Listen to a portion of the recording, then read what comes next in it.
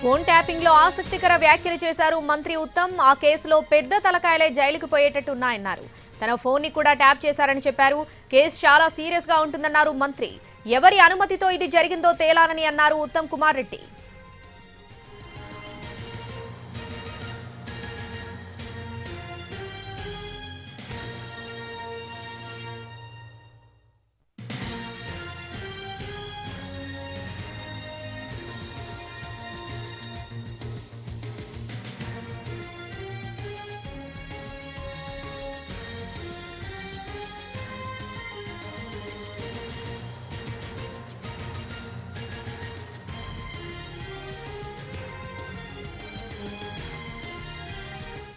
Phone tapping లో ఆసక్తికర వ్యాఖ్యలు చేశారు మంత్రి ఉత్తమ్. ఆ కేసులో పెద్ద తలకాయలే జైలుకు పోయేటట్టున్నాయన్నారు. తన ఫోన్ ని కూడా ట్యాప్ చేశారని చెప్పారు. కేసు చాలా సీరియస్ గా ఉంటుందన్నారు మంత్రి. ఎవరి అనుమతితో ఇది జరిగిందో తేలాలని అన్నారు ఉత్తమ్ కుమార్ రెడ్డి. ఇక దీనికి సంబంధించి పూర్తి అప్డేట్స్ మా ప్రతినిధి చారి గాంధీ భవన్ నుంచి లైవ్ లో అందిస్తారు. చారి, ఫోన్ ట్యాపింగ్కి సంబంధించినటువంటి వ్యవహారం ప్రస్తుతం తెలంగాణ రాజకీయాల్లో హాట్ టాపిక్గా మారుతుంది.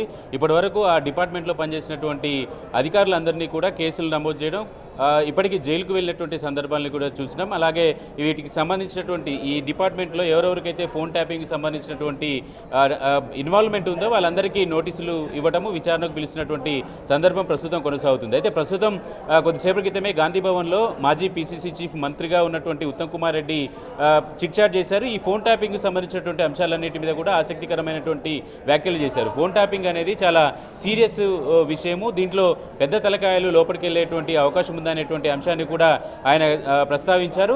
దీంతో పాటుగా ఫోన్ ట్యాపింగ్ పాల్పడింది ఎవరు అనే దానికి సంబంధించిన అధికారులకు సంబంధించినటువంటి అరెస్టులు అయితే ప్రస్తుతం కొనసాగుతున్నాయి. కాబట్టి ఎవరి అనుమతి లేకుండా ఫోన్ ట్యాపింగ్ చేసేటువంటి పరిస్థితి ఉండదు. కాబట్టి ఈ ఫోన్ ట్యాపింగ్ సంబంధించి ఎవరు ఈ ఫోన్ ట్యాపింగ్ చేయమన్నారు అనే దానికి సంబంధించినటువంటి వివరాలన్నీ కూడా బయటికి రాబోతున్నాయనేటువంటి అంశాలన్నింటినీ కూడా ఆయన ప్రస్తావిస్తూ వచ్చారు. ఫోన్ ట్యాపింగ్ వ్యవహారము చాలా సీరియస్ విషయము, చట్టం కూడా చాలా సీరియస్గా ఉంటుంది. కాబట్టి ఈ కేసుని కూడా ప్రభుత్వం చాలా సీరియస్గానే తీసుకుంటుంది అనేటువంటి అంశాన్ని ఉత్తమ్ కుమార్ రెడ్డి ప్రస్తావించారు. ఫోన్ ట్యాపింగ్లో కొన్ని ఫోన్ ట్యాపింగ్ సంబంధించి కేంద్రం అనుమతి కావచ్చు, రాష్ట్రంలో కూడా ఎవరి అనుమతి లేకుండా ఫోన్ ట్యాపింగ్ చేసేటువంటి అవకాశం లేదు.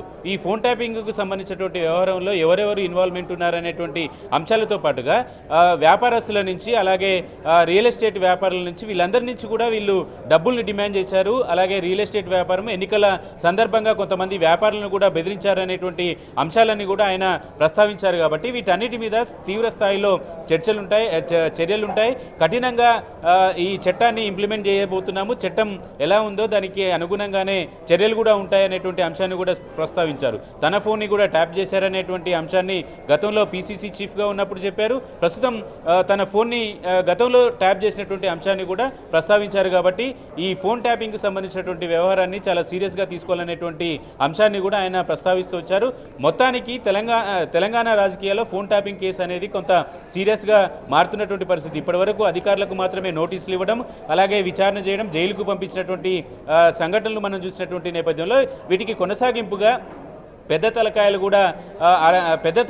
కూడా దీంట్లో ఇన్వాల్వ్మెంట్ ఉందనేటువంటి అభిప్రాయాల్ని ఉత్తమ్ కుమార్ రెడ్డి వ్యక్తం చేశారంటే ఈ ప్రభుత్వంలో ఉన్నటువంటి ఈ ట్యాపింగ్ సంబంధించి ఆదేశాలు ఇచ్చినటువంటి వాళ్ళందరికీ కూడా నోటీసులు ఇవ్వడం, అలాగే కేసులు కూడా పెట్టేటువంటి ఆలోచన ఉన్నట్టు తెలుస్తుంది. ఇప్పటివరకు వచ్చినటువంటి కొన్ని విచారణలో వచ్చినటువంటి అంశాలను కూడా చూస్తే దీనికి ఫోన్ ట్యాపింగ్కి ఎవరు ఆదేశించారు అనేటువంటి అంశాలు కూడా మరికొన్ని రోజుల్లోనే బయటకు రాబోతున్నట్టు సమాచారం అందుతుంది. ఉత్తమ్ కుమార్ రెడ్డి చేసినటువంటి వ్యాఖ్యలు కూడా ప్రస్తుతం రాజకీయాల్లో హాట్ టాపిక్గా మారుతుంది. పెద్ద తలకాయలు జైల్లోకి వెళ్ళడం ఖాయమని కామెంట్ చేసినటువంటి నేపథ్యంలో ఈ విచారణ ఎలా జరుగుతుంది, ఈ పెద్ద తలకాయలు ఎవరు అనే దానికి సంబంధించినటువంటి స్పష్టత కూడా త్వరలోనే వచ్చేటువంటి